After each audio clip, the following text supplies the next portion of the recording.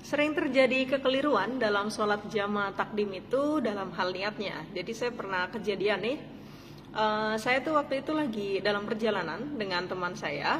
Waktu itu istirahat dan kebetulan memang sudah masuk waktu zuhur. Ya kita siap-siap lah buat melaksanakan sholat zuhur.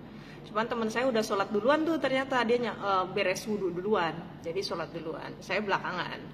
Saya nggak berjamaah dengan dia karena saya mah pengennya ya saya pengen di jamaah takdim plus dikosor.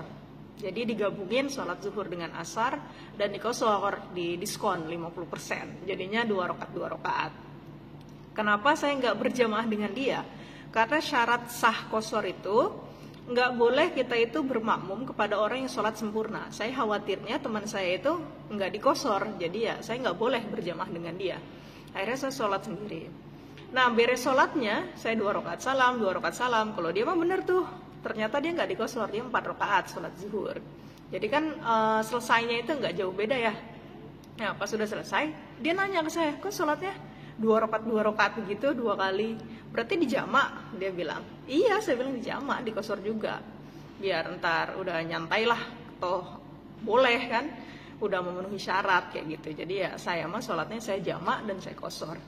Nah kemudian dia dengar kayak gitu, dia oh kalau gitu ya saya juga samalah mau dijamak juga. Dia mau sholat tuh. Nah kayak gini tuh nggak boleh.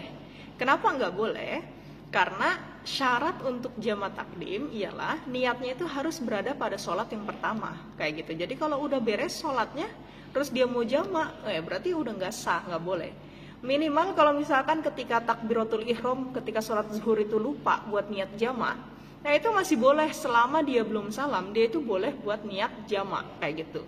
Niatnya kayak gimana? Ya silahkan aja di dalam hati diucapkan ya Allah ini mau dijamak dengan asar kayak gitu pun tetap sah kayak gitu.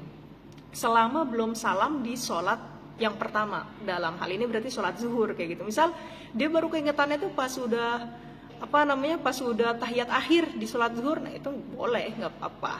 Silakan niat di situ. Asalkan sebelum salam niat, maka itu sah untuk jamaah takdim. Tapi kalau udah salam, maka itu udah nggak sah kalau mau jamaah begitu.